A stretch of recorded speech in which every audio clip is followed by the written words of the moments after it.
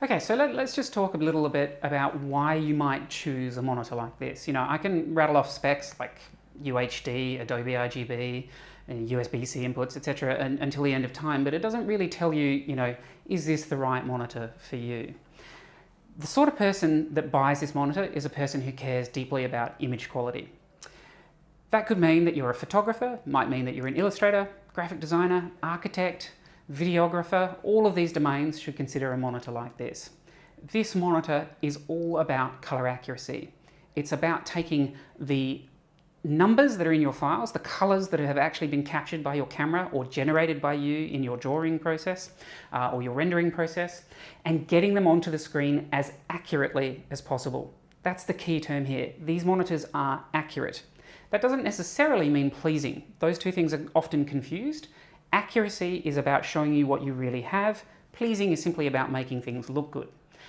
Apple monitors are pleasing, for example. You know, they are very high contrast, they're very heavily saturated, they have glossy panels, they're all kind of whiz-bang to look at initially, so lots of people go, oh wow, that's really nice, but they are not accurate. They don't accurately show you what you have in your files, and that becomes a problem when you're using your machinery to produce content. So whether or not you're sending real estate photographs to the web, or fine art prints to your own printer, or you're creating videos for Netflix, you know, at some point, the person who buys this sort of monitor is a content producer, and they're wanting to produce the content to the highest quality possible.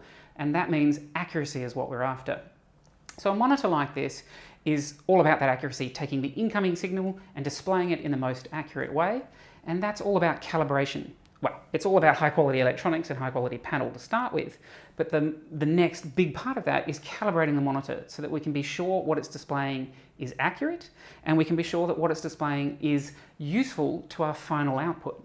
So when we're calibrating a monitor, we're not just necessarily going for some abstract idea of correct color. We're very often trying to tailor that color to the final output. So we might be wanting to use our BenQ SW271 as a predictor of a movie screen, or we might be wanting to use it as a predictor of a fine art print. What we want is a system that is accurate and flexible enough to allow us to calibrate to those different potential outputs so that what we're seeing actually looks like what we're ultimately going to produce and probably sell at the end of the process. That's the key reason to look at a monitor like this above and beyond all the obvious specs. So, you know, what you really want is when you take test images and so forth, is for the monitor to put all the tones in the right place. You want your shadow detail to show detail where you're going to achieve that in print, for example. You want your highlight detail to taper off nicely and show you exactly where you've got printable detail and where you don't. If you're simulating film output, you want it to look as much as possible like the final output that your customers are going to see. This is all about calibration and flexibility in that process, and so that's what we're going to talk about next. How to calibrate it, and things to consider depending on the different final possibilities that you're trying to achieve. Another point worth noting, just because we were talking about video cards and 10-bit and so on, this particular machine has a pretty humble Nvidia Quadro card. It's all of $200, but it fully supports 10-bit. And this file, which is over 1 gigabyte in size because it's a large format film scan, you know, the video card has absolutely no problem throwing that around and scaling that massive amount of data. And that's just a very humble workstation card. So when considering video cards, this is just another thing to remember is go with a workstation card for that reliable 10-bit support.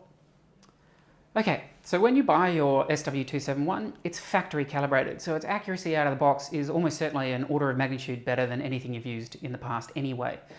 Calibration with a high quality monitor like this is about really another layer on top of that. It's really about keeping it accurate over time because the behavior of the monitor will change over time through use.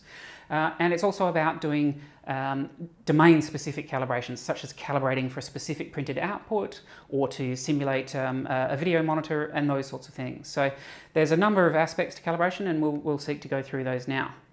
To set up, what I've done is I have plugged in my trusty i1 Display Pro. This calibrator costs about $400, and it really is the industry standard professional calibrator. We recommend this really for everyone who buys a color accurate monitor.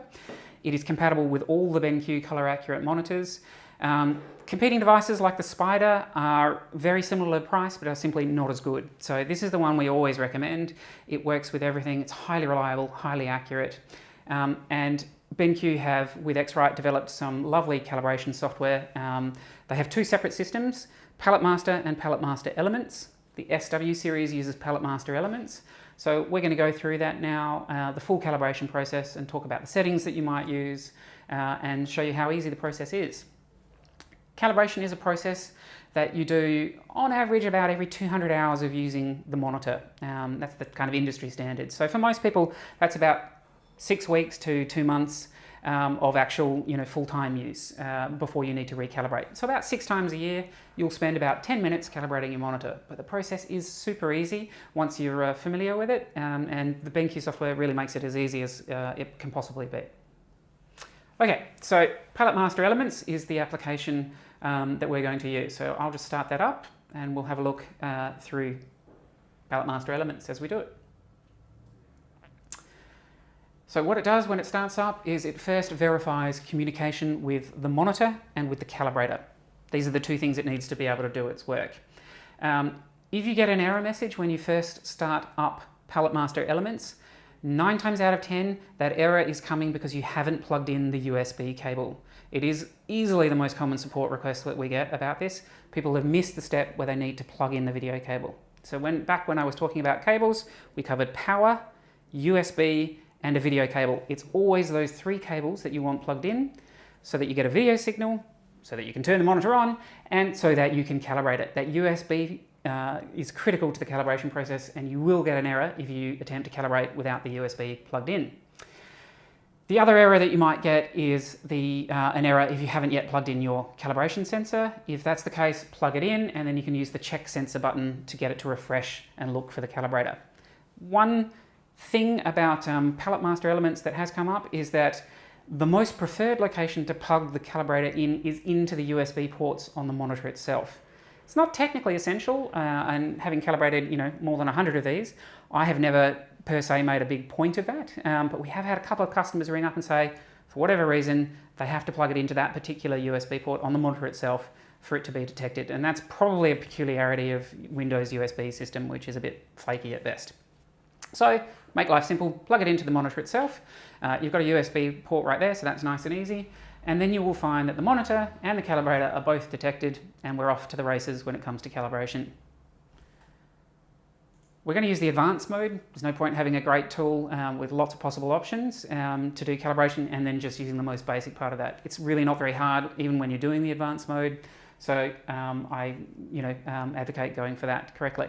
Now, this is a video guide. I can't cover everything in a video guide. We have a comprehensive article about Palette Master and Palette Master Elements on our website.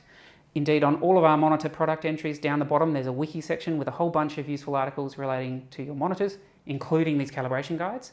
So after you've watched this video, we'll make sure we post the links so that you can find those articles nice and easily, and then you'll have a nice written guide full of screenshots to run you through the whole process from front to back. And of course, if you have any questions along the way or something doesn't behave as you expect, give us a call. We're here to support you. No problem at all. Okay, you'll see that straight away you're given the choice between profiling and validation.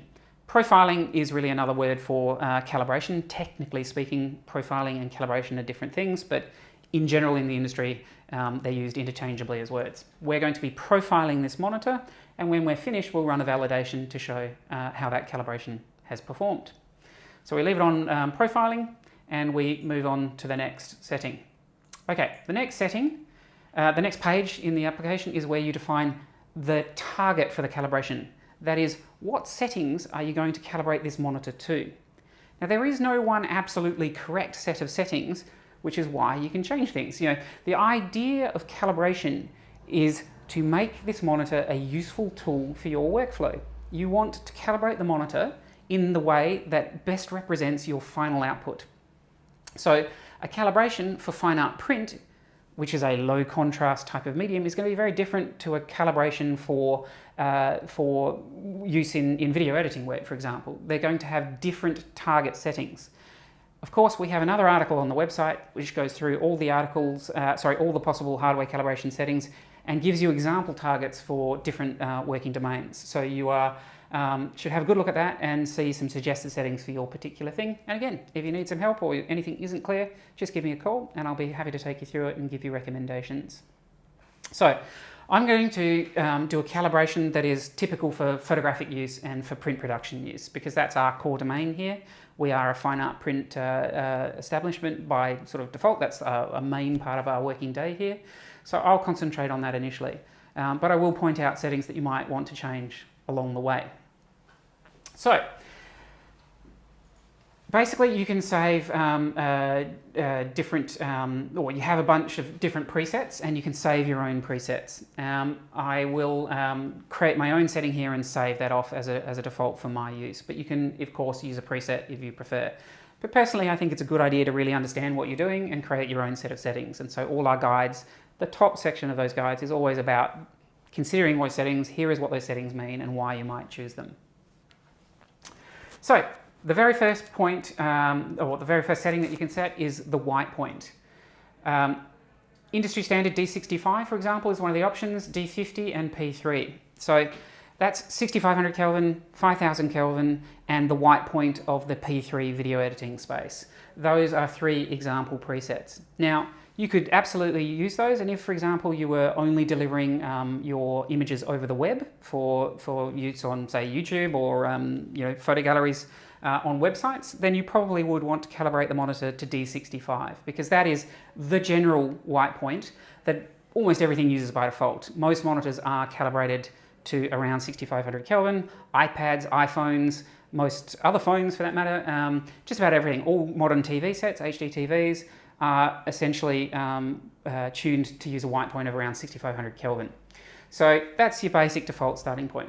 However, we're looking to do a calibration for fine art print, and D65, 6500 Kelvin, it's fundamentally too blue to reflect the final printed output that we're aiming for. Paper simply isn't as blue as D65 white is. So we modify that, and this is an increasingly standard practice in the industry, and we choose a different white point that's more reflective of the final output. So I'm going to come in here and I'm going to enter my own Kelvin figure. You see you have the option here of actually typing in a Kelvin figure, and I'm going to type in 5800 Kelvin. 5800 Kelvin is a happy medium point between really warm fine art papers and, I guess, normal photographic papers. It is warming up the white tone of the screen as a reflection of the simple reality that paper is just a little bit warmer than 6500 Kelvin, which is fundamentally too blue. So it's a very simple step we can take to make our screen look more like our final output, which is the fine art print on fine art paper. The next stage is to choose the gamut of the panel that we're calibrating to. Now, this is an Adobe RGB monitor, so it displays about 99% of Adobe RGB, and we can choose to use all of that color, and the easiest way to do that is actually to choose panel native as the gamut, i.e. give me all the possible color that this panel can display. You can use Adobe RGB, which is essentially the same thing as panel native. They're almost identical in practice. If, for example, you're only preparing stuff for the web, you might want to limit your gamut, i.e. your range of colors, to the web space, which is by default sRGB. Or perhaps you're working on video work. Standard HD video is shot in Rec 709. More modern stuff tends to now be, and HD stuff tends to be shot for DCI P3. So you can choose these gamuts when calibrating, and the monitor's color will be constrained to those gamuts. I will choose panel native, because in the fine art thing, I want to be a print production process. I want to see all the color that my camera has captured, or that the artist has originally painted or drawn, in as native form as I can get it, so that I can handle and edit those colors and prepare them for print as accurately as possible. So usually we recommend panel native, but again, if you're a video editor or something, you'll probably want to mix that up. Luminance. Luminance is how bright the screen is.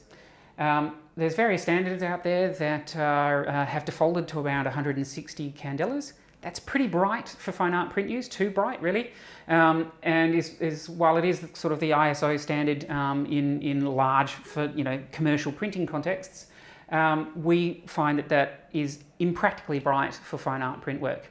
On the flip side, if you're doing video and your destination is television sets and movie theaters and those sorts of things, those are high brightness environments. So you might want to set a really high brightness figure here. In fact, you might want to take it all the way to the maximum of the monitor. The maximum of this monitor, I think off the top of my head, is about 350 nits or 350 candelas and so on. A typical TV set at home, if it's a plasma, probably about 600 candelas and so on. More modern LCDs are anywhere from 1,000 to 2,000 all the way up to about 4,000 candelas at this point, so seriously bright. Those modern HDR OLEDs are about 1,000, but the modern HDR LCD screens are very, very bright indeed. Now, this has a limit, but if you're using it as a predictor of that sort of output, you want to get it as close as you can, and so on. So here you would choose maximum. Instead though, I'm going to set a figure that we typically use here in the office of 90 candelas. 90 candelas is much more realistic when trying to simulate paper. You know, you have to remember that paper is a very dull medium. It is a medium that can only reflect the light that is falling on it. It has no ability to transmit light. So it is inherently a relatively non-bright medium. Even under really bright lights, it's not really as bright as a monitor at 160 candelas, so that's just not appropriate for fine art print work. We choose 90, but it does depend a little bit on the ambient light around your monitor. You might want to choose another figure, and a little bit of practice with this, calibrating to one brightness figure, then making some prints and assessing those against your screen. You can iterate and change that figure. You might need to nudge it up to 100 or 110 candelas, but pretty soon you'll find a working brightness figure that is right for your particular workflow. But starting around 100 candelas is a good idea. From experience, I know 90 is best in this office. Gamma, okay, you can put in any gamma figure you like, but if you put in any gamma other than 2.2, you're almost certainly going to be creating an unnecessary problem for yourself. Gamma should be 2.2. That is true, that has been true, that is always true. Even when people on the Mac world thought that gamma should be 1.8, they were wrong. It should always have been 2.2.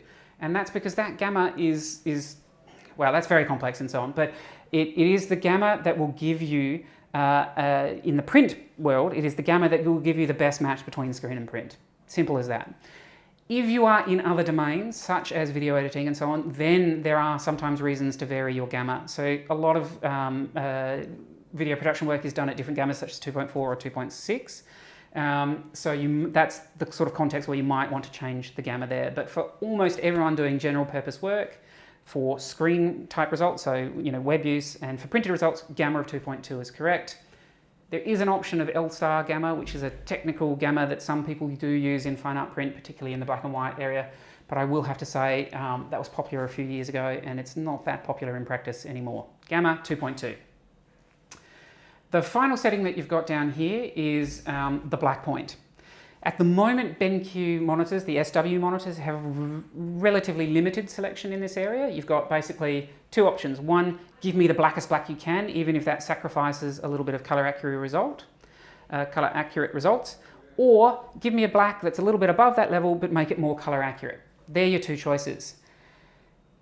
I'm hopeful that we will see some change from BenQ in this area, and I'm pretty sure we will, that there is going to be more sophisticated control over the black point coming, which will allow you to simulate print contrast more accurately than we currently can with these monitors. You can already do that with the PVs, and it is a feature that I have been requesting from BenQ for a little while now, and BenQ certainly seem to be listening, so I'm hopeful we'll see that before too long.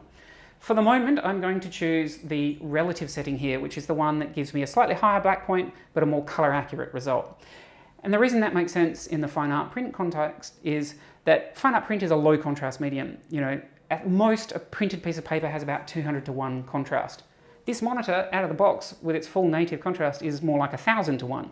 So there is a huge gap between the contrast of the monitor and the paper. So reducing contrast for the sake of color accuracy is only really a good thing. Later on, with any luck, we'll be able to actually reduce contrast even further to get it even closer to the printed output.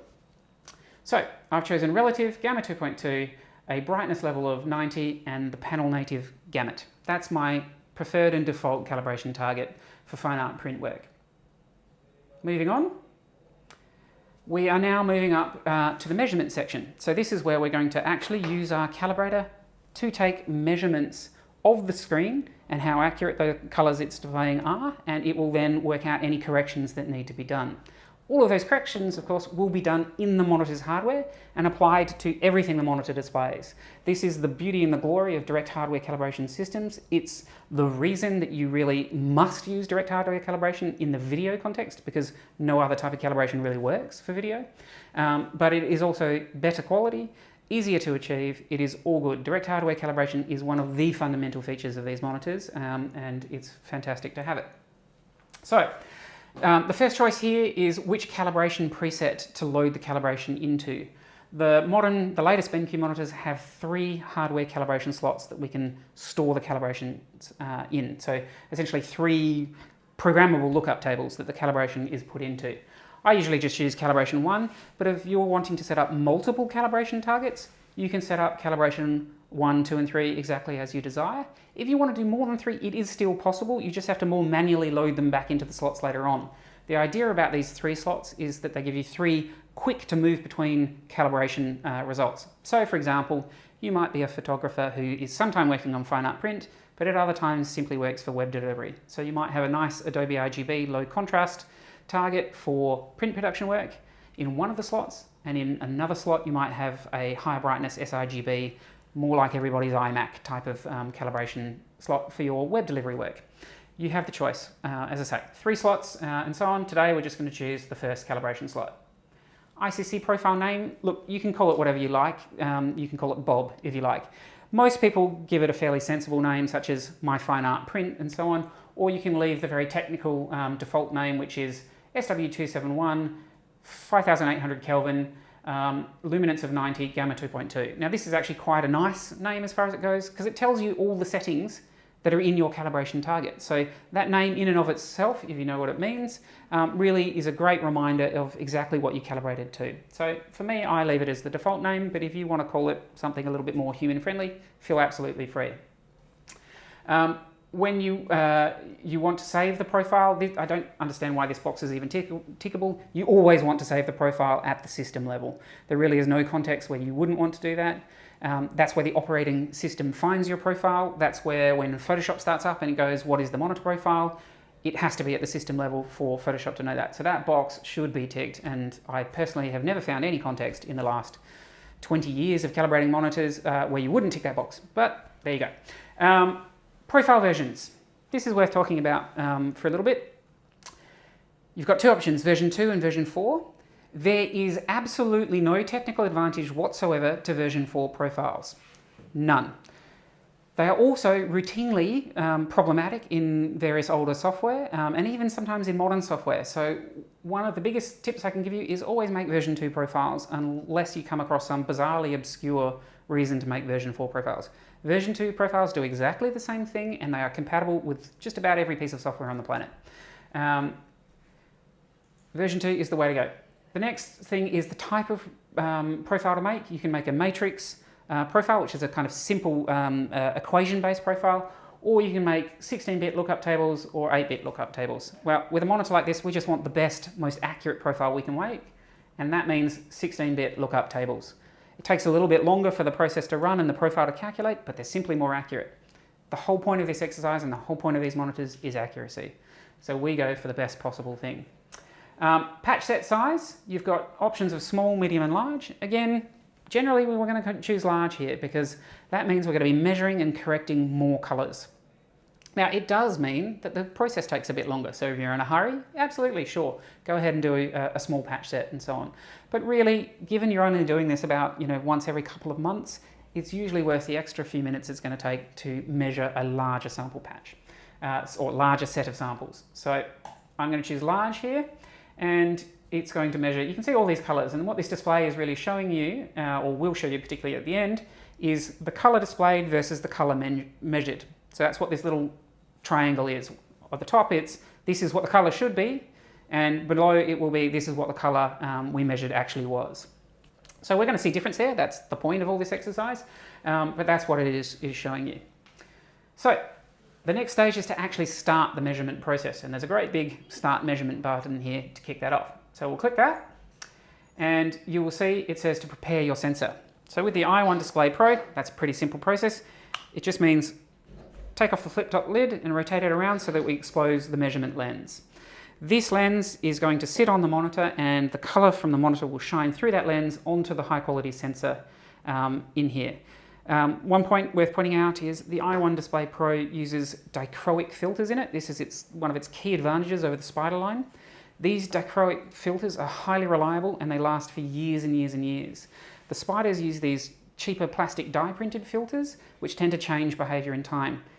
Changing behavior over time is not a great thing in a calibrator. That's one of the primary reasons we always come back to the i1 Display Pro. It's such a steady and stable device. It's accurate and repeatable. I've personally measured one of these from 2012 against one of these taken out of a box 6 years later, and the differences are undetectable. They're a very, very reliable device. Okay, now we're going to continue. And it's asking me to place the calibrator on the screen. Before I do that, I'm just going to tilt the screen back. This, as you'll see in a second, just makes the calibrator sit more nicely on the screen and gives us a nice clean read. There's a foam baffle around here which stops any extra light. So one of the common questions we get is, you know, do I need to turn off all my lights when I calibrate, or does it matter if the sun is shining when I do it? The answer is no. It isn't measuring the ambient light. It is only measuring the light coming out of your screen. It is protected from that ambient light by this foam baffle and by you putting it correctly onto the screen. It is only measuring the monitor.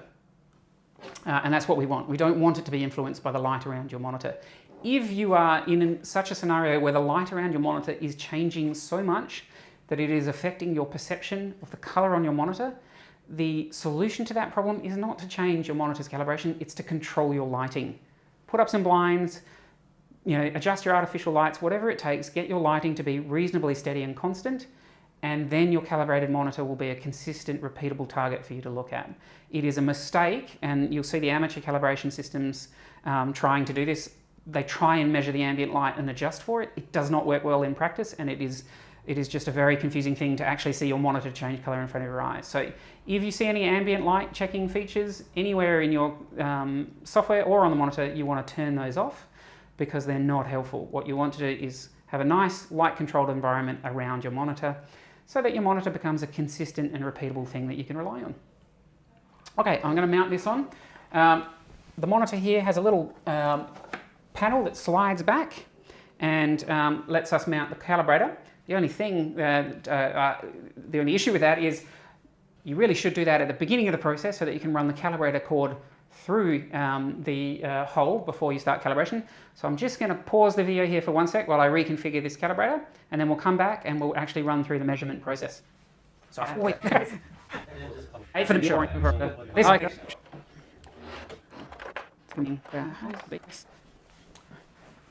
All right, so what I have done is I've now threaded the cable through the convenient little slot. I always forget to do that. And I have, again, I've taken the protective cover off the lens, so that's exposed. The other thing that's worth noting is this counterweight on the cable. That is there essentially to balance on the other side of the monitor once it's mounted and hold the calibrator in position. So when I actually mount this, I feed it up through this hole nice and carefully. I don't want anything to kind of come in contact with the panel. And I simply feed the counterweight through there, drop it down the back of the monitor, and place the calibrator over the symbol on screen for where the calibrator should go. You'll note that that's right in the center of the screen. We calibrate the center of the screen because that is the place that we look at the most. Above and beyond that, BenQ, when they produce these panels, they do a fair bit of magic to make the panel more uniform and so on. So calibrating the center of the panel effectively means we're calibrating the whole panel. What we're going to do now is hit the continue button, and you will see it change into the measurement cycle. So what it's doing now is it's taking that large patch set that we talked about when defining the settings, and it's displaying each of those colors on screen, measuring them and working out how they differ from what they should be. But you'll see here at the beginning, initially you'll see the screen flash up and down in brightness because what it is actually first doing is approaching that white point, both the brightness level that we set, which was 90 candelas, and the color of that white, which was 5800 Kelvin. That's the first thing it really does as part of the calibration process. It sets the white point. And that's really reflective of how the human eye sees color. It is the same process that subconsciously happens when the human eye looks at anything. The very first thing a human eye does when it looks at any scene at all is instantly white balance to that scene. This is something that machines don't do by default. This is why we have white balance controls on cameras, and it's why in the old days of shooting film photography, we used to have, daylight film and tungsten film and so on to cope with those changes in white balance that the human eye basically just subconsciously eliminates from our experience of the world. It's an incredible thing, the human eye, and so on. But the problem with it is that it's so adaptable that sometimes we have to be a little bit careful about, making judgments with our eyes, because they're just adapting rather than really objectively measuring. And that's what calibrators do. They objectively measure stuff without the automatic subconscious adaptation that the human eye performs. And that's really what you want in calibration, is this standardized objective measurement of what is actually going on. And here you can see, for example, it's tuning the grayscale at the moment. And it is reading all those tones, and in the background you can see how the little triangles have been filled with colour as it's measured those things. At the moment it's about 54% through the measuring cycle. This is one thing I've definitely noticed. It has got quicker over time, the BenQ software, which is really nice. And after it measures, it will create its correction profile, or its correction table, and it will install that directly into the hardware-based lookup tables in the monitor itself. This monitor has 14-bit three-dimensional lookup tables. Extremely high-quality lookup tables is what that really means in practice. And in a human sense, what that means is when an incoming tone is sent to the monitor and it is mapped to an actual colour displayed to the human eye, it does so really in pretty much the most accurate way possible. It's capable of extremely fine adjustments to red, green and blue simultaneously to move that tone from incoming to correct displayed tone. It is one of the core features of a monitor like this. And so on. Newer models from BenQ coming a bit later are moving towards even 16-bit lookup tables. Quite frankly, I'm not really sure if in practice you'll see much difference between 14 and 16-bit, but it's only a good thing to have more accuracy. It just means you can have finer and finer adjustments, more and more precision. So it's great to see them moving forward with that quality. Okay, it's just finished the measurement cycle, and now you can see here it's lit up the words writing LUT. LUT stands for lookup table. So we're now writing the created correction table into hardware calibration slot number 1, which is what we set up in the settings. And that will then be set up and stored in the monitor itself and applied to absolutely every signal that the monitor gets. We can even unplug this computer and plug in another computer, such as a digital signage box or something like that. The calibration will still apply to that signal. And that's a classic trick when these monitors are used in sort of commercial display environments and so on. You can run the calibration on one machine and then use it with multiple other machines. Also, when these monitors are used in the context of, say, labs at universities, it's the same process. You can calibrate it on one machine and then hook up any number of computers to it, and they will all receive the benefit of that calibration because it's stored in the monitor's hardware and applied at 60 frames per second to literally everything that's displayed on the monitor. Beautiful system. Okay.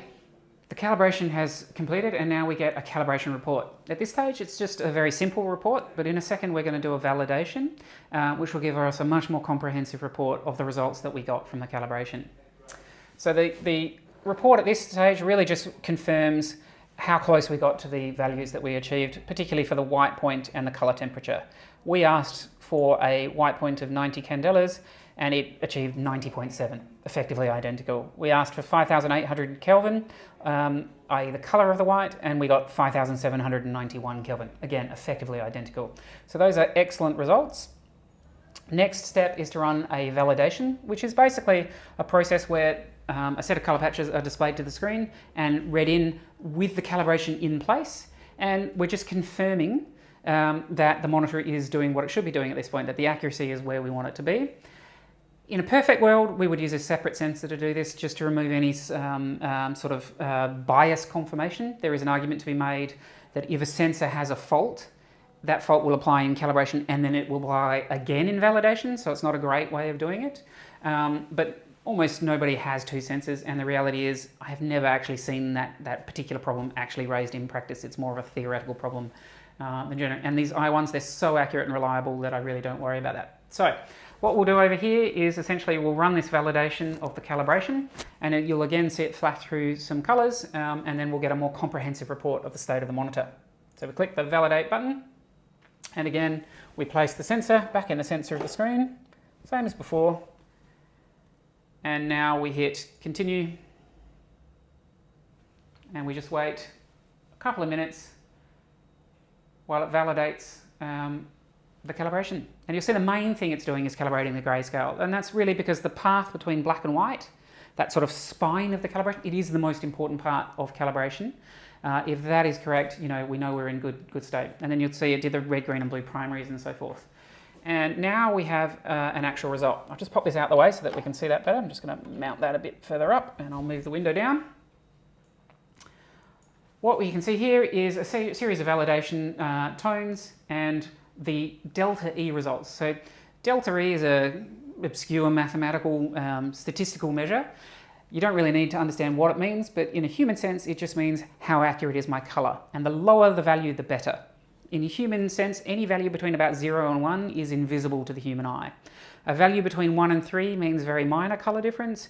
As you head north of 3, your numbers get bigger and bigger, you're talking about more obvious color differences. If you're in the area of 16 or whatever, you're talking about absolutely gross color difference. So you really want the numbers to be low. What we see here is all of those numbers are tiny. We've got 0.31 or 0.02, 0.4, very, very low color differences, essentially imperceptible color differences. So this is confirming that our monitor has, post-calibration, achieved excellent accuracy, and it's exactly what we want to see. And that's it. We're done. This process, this monitor is calibrated through that simple process. It is stored in the hardware of the monitor, applied to everything from here on out. The software will have automatically written an ICC profile into the system directory, either Windows or for Mac, so that applications know. Now that profile technically is really just a null profile that says don't do anything to the signal because it's all being done in hardware in the monitor. So it's, in many ways it's not even that important, that profile, but it is written and put in the right place, and away we go. What I'll do, in fact, is I'll start Photoshop so that we can, and I'll show you how to confirm what monitor profile that Photoshop is actually using, because that's a great way of confirming that everything has been applied as we expect it to. And unfortunately, the process for doing that, again, we have an article on the site that shows it to you, but it's relatively obscure. You have to kind of go digging around for it, which is a bit of a flaw in Photoshop's design. It should be in a much clearer place, but for 20 years, they've hidden it in this weird spot. So again, we go to the edit menu, and this time we choose color settings. This brings up the color control panel for Photoshop, where we make all the decisions about behavior to do with color profiles and so on. The important thing is we need to look into the working space RGB drop-down menu to see where the monitor profile is. Now, we don't want to choose this monitor profile. We don't want our working space to be the monitor profile. Our working space for 99 people out of 100 should probably be Adobe RGB, but it's going to be one of sRGB, Adobe RGB or ProPhoto for almost everyone on the planet. But this is the only place where Photoshop confirms what monitor profile is actually being used. So this is the only way in Photoshop to go in and say, in practice, now that I've done everything, how can I confirm that is actually being used by Photoshop and correctly applied? We come into this list of profiles, and towards the top you'll see monitor RGB, and right next to that you'll see SW271, 5800 Kelvin, luminance of 90, gamma of 2.2, relative black. Exactly what we want to see. That shows that the profile has been successfully made, installed at the operating system level, and then found by our application. If you had Photoshop running while you did your calibration, you must restart Photoshop after calibrating, because that's the only time that it queries the operating system for the profile. So always restart Photoshop after you change anything in color, just to be sure that it's picking it up. And that is the only place where you can categorically confirm that Photoshop is using the correct thing. Lightroom has a similar sort of thing, and so on. Go digging around in there just to be sure that everything's set up. Now, you don't need to check it every time you calibrate. I suggest doing this just once so that you can be sure that everything's working, and take my word for it, it will carry on working until the cows come home. And that's how you do it. All checked, and now we're ready with our calibrated screen to do some real work in the fine art print production space. Again, if I wanted to calibrate for another output, I would simply go back to Palette Art Master Elements, redefine my calibration target. I might go for a full contrast, high brightness sRGB target, for web video production. Run through that process again and save that calibration to Calibration Slot 2, and I'm done. I haven't got it plugged in at the moment, but if you have the little SW271 puck, That allows you to you can program that puck to switch between, so that when you push the buttons, it automatically switches between the calibration slots. You know, calibration slot 1, calibration slot 2, and so forth. Me personally, I don't find that I change calibrations all that often, so I don't actually use that in practice, but people who chop and change between fine art print and video and so forth are going to find that a really useful feature. Okay, so that was our guide to calibrating your BenQ SW271 with palette master elements, but calibration is a complex topic. We know that lots of people have questions about it, and we're always happy to help. So if you are calibrating your monitor and anything comes up that you don't expect or that you have questions about, don't hesitate to get in touch.